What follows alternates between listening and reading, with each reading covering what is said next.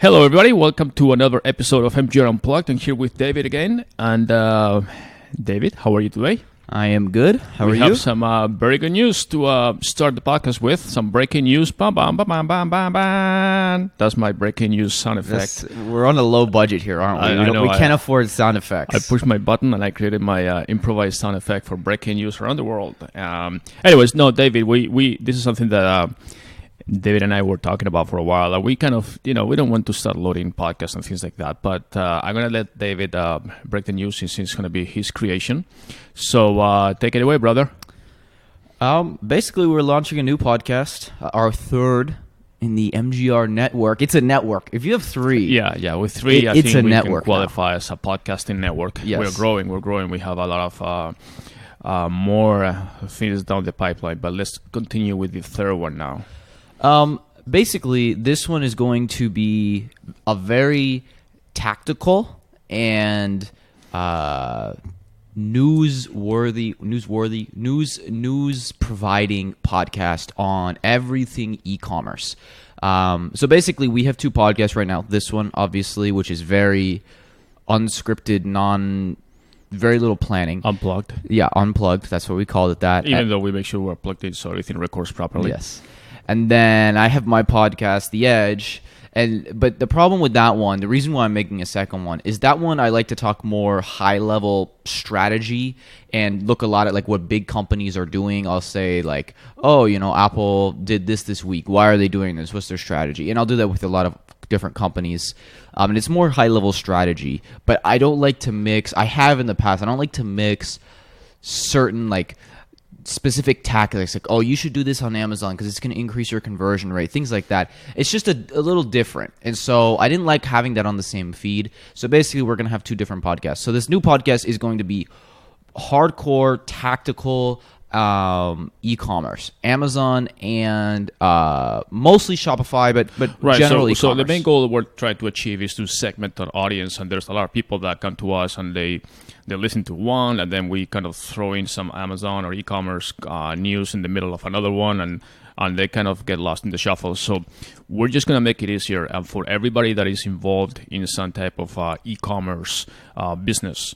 This is the podcast to listen to, and it won't be very long. I mean, it's just going to be weekly news. Yeah, it's just going to be. It's not going to be time limits or time minimums. Basically, as long as it needs to be. But if there's not a whole lot going on that certain week, then it'll only be maybe a 5-10 minute podcast. But if there's more to talk about, then it could be longer. It's basically, we deal with dozens of e-commerce clients on a daily basis in Amazon, on Shopify, through Facebook ads. We're going to talk about stuff that's been going on this week, too, on Facebook and certain changes with and tracking. Other online retailers as well, like Walmart's. Right. And so basically, we deal with this all day long, every day.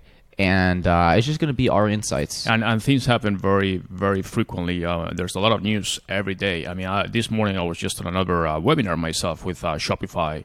And I'm not sure if we'll have time to get into this today, but it's just that it's growing so fast that I think it renders to have its own little section podcast that we can discuss what's happening in the last week. And then it'll be very easy to find, very easy to scan and search and read the article that you, or listen to the section you want to know about, and then just move on. And this is also a supporting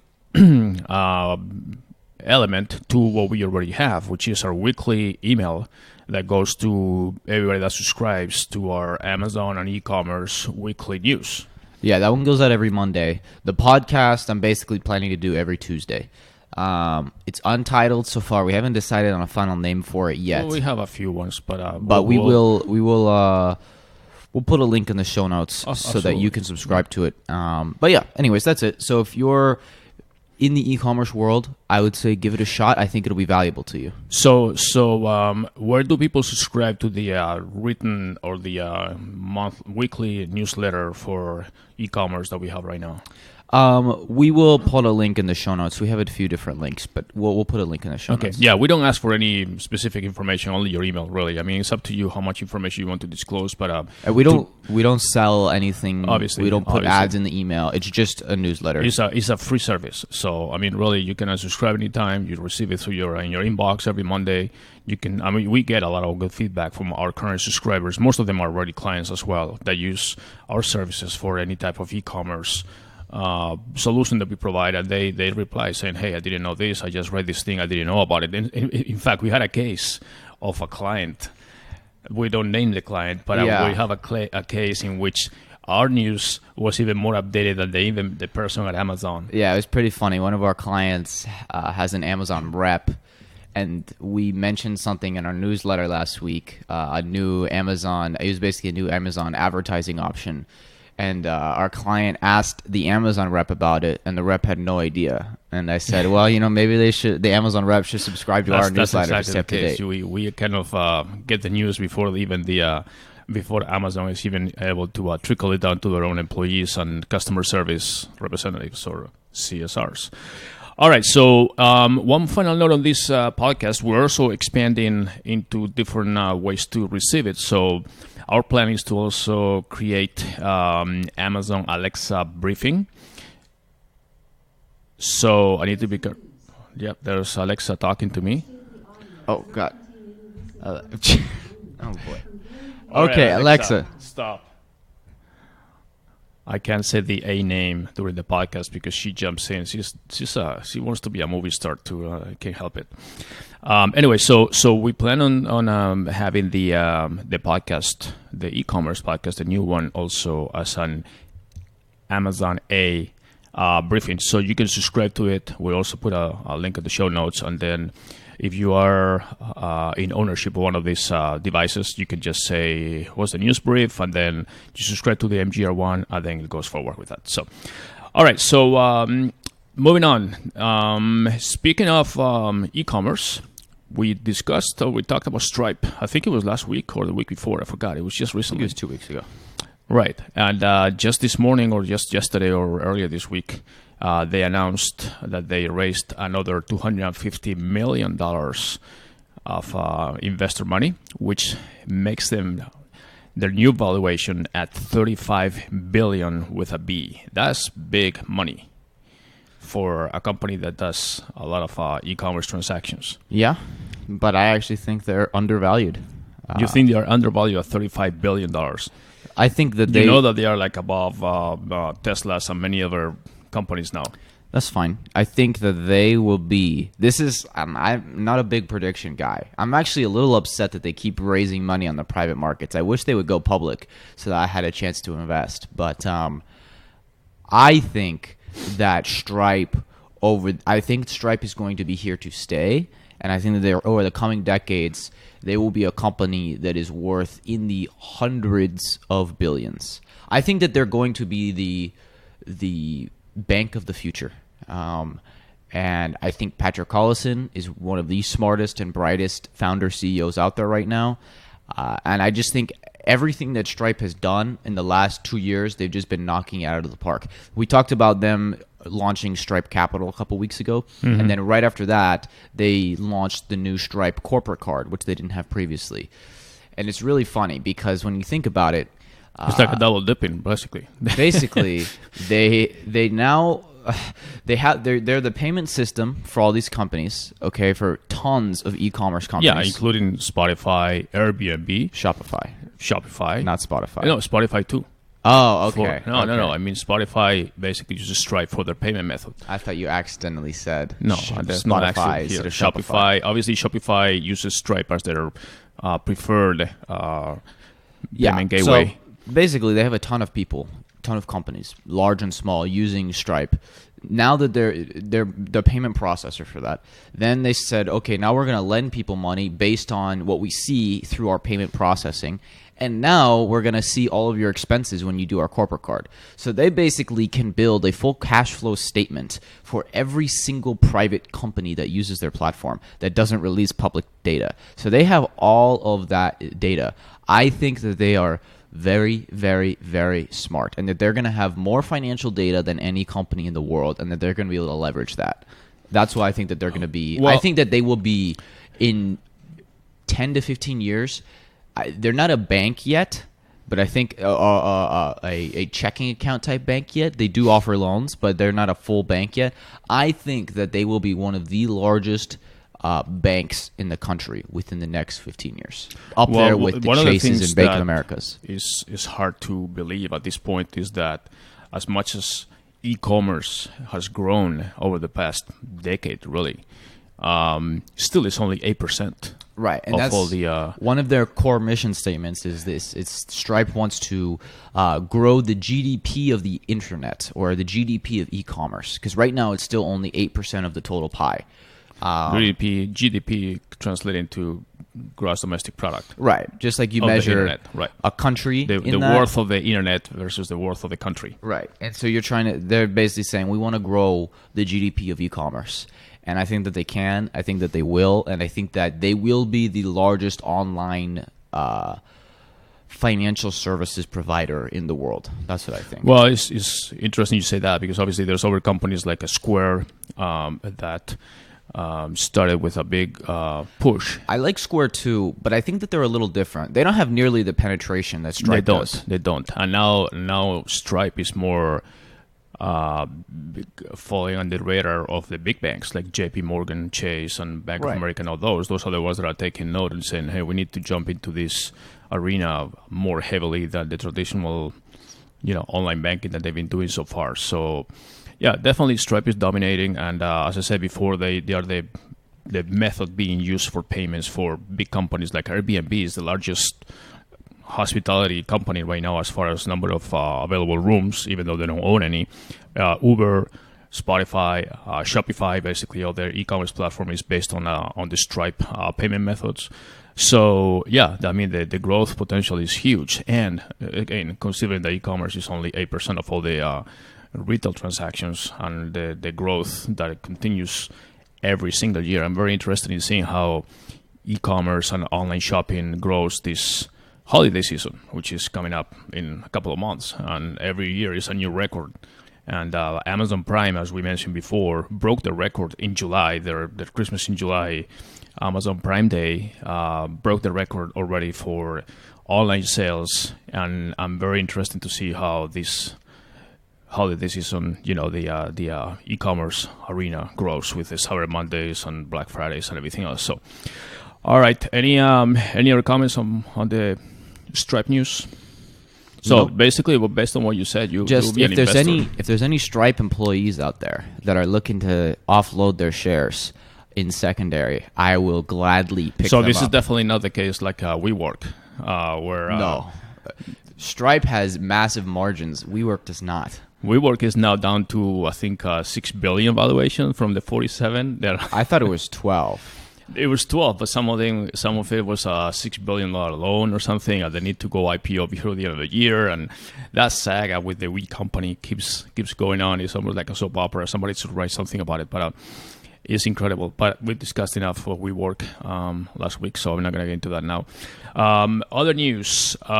This actually affects us a bit as far as digital marketers, but it affects also a lot of corporations that rely on digital marketing and analytics to see the results of the campaigns and see how the campaigns are performing. And this is related to Safari, which the browser is going to start limiting Google and Facebook tracking cookies to just 24 hours. So that is a big constraint for everybody that relies on digital marketing to know how their campaigns are performing, including our own team. Because normally you can use the settings to leave the cookies for like 30 days, 7 days. Basically it's how you track conversions and performance of the campaign. So if the browser itself is now removing the cookies or deleting them in 24 hours, then the campaigns are not going to be able to report any information. So, yeah. So basically, Apple released what's called ITP version 2.2, Intelligent Tracking Prevention. It's basically a protocol that's within Safari that'll work on Macs and, more importantly, on iPhones, which is obviously a major market, and it basically prevents. It used to be 7-day cross-domain tracking. Now it's 24 hours. So they're basically cracking down on cross-domain. That's the major thing. So if you're on Facebook and then you click a link and you go to your website, that cross-domain is where it's only 24 hours, which obviously is not great. Especially it's hurting things like retargeting campaigns massively, and it definitely hurts the attribution too, because if someone goes to your site within a day and then they basically that cookie is gone, and then 3 days later they come back and buy, say they go directly to your site, now the attribution is messed up because you think, oh, this person went directly to our URL and bought it. Well, no, really they came from a Facebook ad, but they're not being attributed for that. Yeah, I mean, attribution is the system. I mean, obviously our audience hopefully is well versed on how this works, but we live in a multi-channel marketing environment where you may see an ad on a website that you visit, or basically, let's say you start visiting a website and click here and there or whatever, and then that browser or that website places a cookie in your browser. Then you go next time to a different website, you see an ad for the website for the product you were just looking at, and then you visit Facebook and you see an ad also there, and then you click through and all that. So the attribution is basically the method by which you determine who gets credit for the ultimate conversion. And obviously there's different attribution models that can be used, and you can say, okay, well, I give 100% attribution to the first channel, to the first touch, which could be maybe a Facebook ad, or you can distribute the attribution between different channels, saying, okay, well, I may give 20% value to the email that I sent, and then another 20% value to the website when they visit, and then 20% value to a last touch, which could be basically a Google ad or something. So now with this only 24, normally the attribution windows are set anywhere between 7 days. Like Facebook uses 7-day click, 30-day click, 7-day view. That's right. what Facebook does. And you can modify those. I mean, those are the presets, but you can also say 1-day view. View means that you see the ad, but you don't even click on it. So you have less of an attribution for that case. Other companies do 7-day attribution window or look back that they call as well. So with the 24-hour limitation now, obviously all that goes out the window. And you may have an ad that people click on it. Let's say that you see something on a Friday, and then you decide to sleep on it over the weekend, and then on Monday you go back and purchase something. Well, that Friday ad that you clicked on gets 0 credit. And now the attribution will be to, if you went to the website directly, the website, the organic search or the organic reach will get 100% attribution. So how do you solve this? Basically, what they're cracking down on is cross-domain tracking, and believe that Apple wants to hurt Facebook and Google, their enemies. And so what you can do is host cookies server-side rather than relying on third-party cookies. So that's basically the solution. You're going to have to, especially for iOS users, which is a massive amount of people. Yeah, just to clarify, this is right now we're discussing Safari. Obviously, Chrome, which is Google's browser, is not going to do that.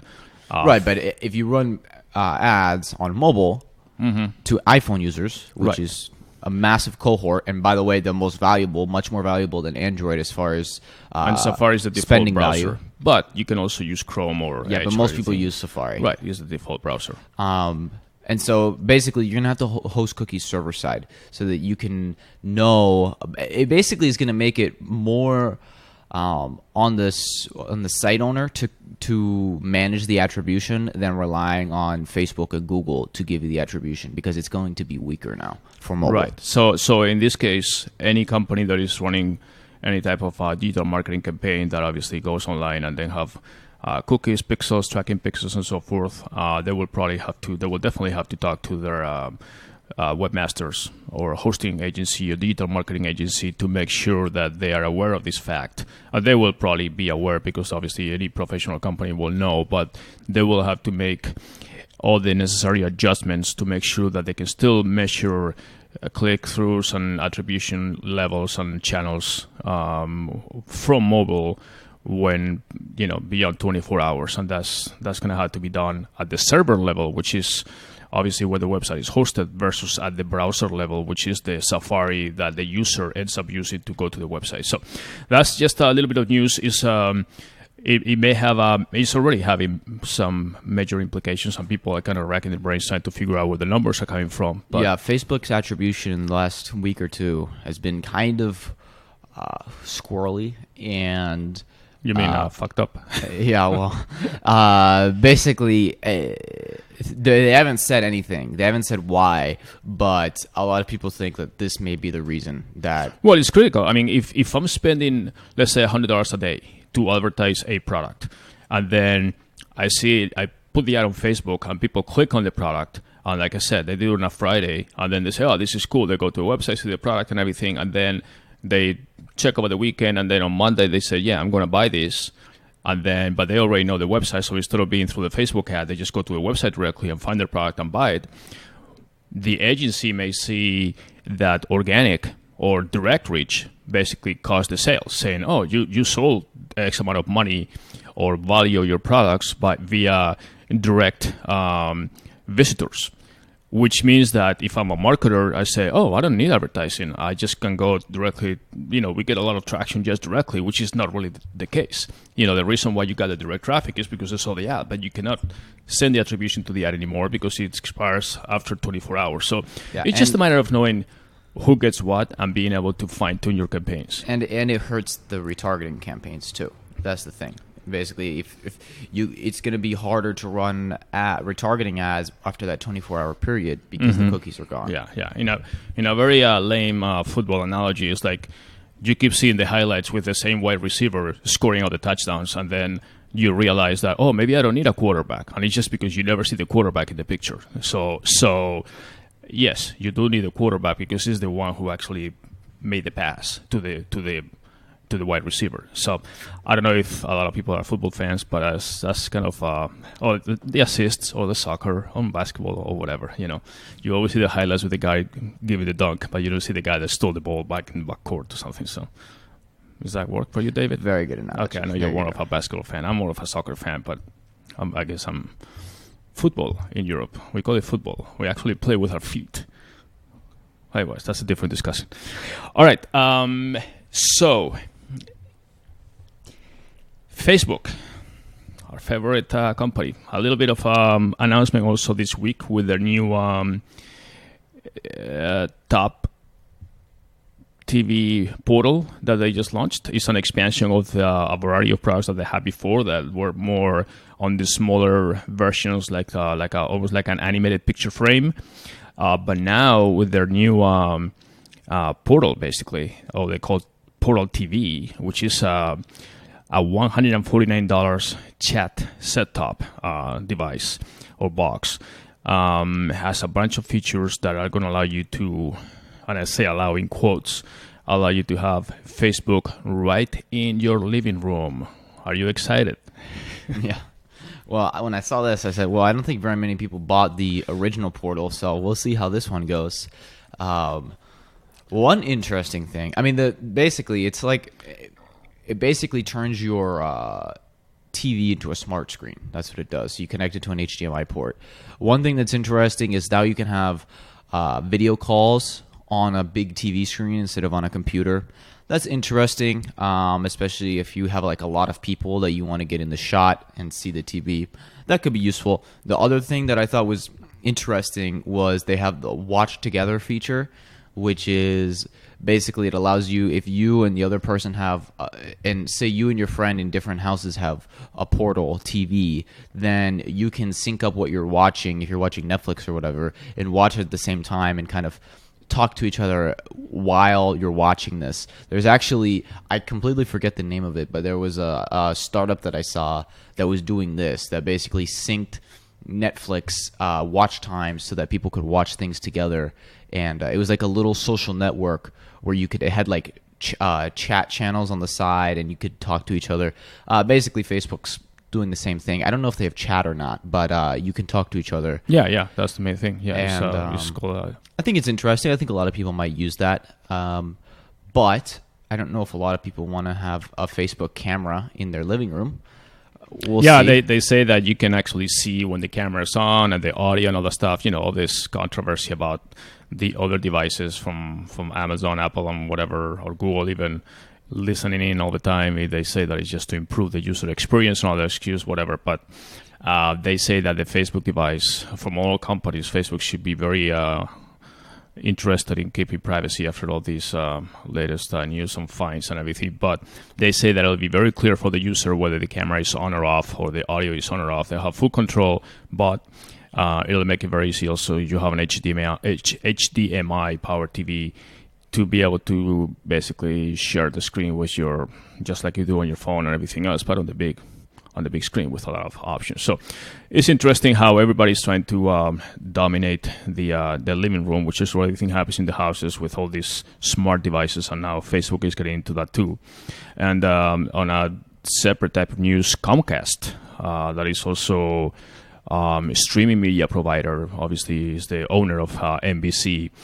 They are now also decreasing or removing completely their monthly fee for their hardware. So Comcast has also a hardware device that's just like a Fire TV or the Google uses like a stick or something, like a it's just a little thing you like a USB stick or something. It's not, I don't think it's a stick. It's like a little circular thing. But anyway, it doesn't matter. Chromecast or something, and then obviously Apple TV and all that stuff. So Comcast used to rent the device for $5 a month, and now they decided to remove that completely, just to make the entry for their system much easier, so people can just basically get the device free, plug it to their TV, and then they can just watch any of the Comcast streaming video options. So that's interesting. I mean, this thing just keeps happening every time. It seems like every week we have some news about streaming video services, companies, content, Disney, this, that. So it's just at some point the industry is going to have to come to a point where things will consolidate a little bit, and then everybody will be a little more clear on what to get. So not just on the pricing entry level, like the monthly subscription fees, but also on the hardware and everything else, because people are having to take too many decisions, and then you get into this paralysis where people just decide, okay, screw it, I'm just going to stay with what I have because I don't know exactly if the new option is going to be any better or worse, or I'm going to miss things or things like that. So, all right, well, anything else, David, for this episode? No, I think that's all I've got. So let's just close the circle. The new podcast that we have. When do you think your first episode will be ready? Be next Tuesday. By next Tuesday. So that one is obviously very imminent. Okay, yeah, we'll do that. Be sure to check the show notes for this one, because that's where all the information will be. Not only for the all the topics that we discussed, but also for the new podcast. If you're in the e-commerce arena, I definitely recommend that one. It's going to be very interesting, and breaking news most of the time is that we get from our sources even before many people at the company level are aware of that information. So with that said, this wraps it up for today for us. Thank you, David, for joining me again, and for everybody else, goodbye and have a great weekend. See you.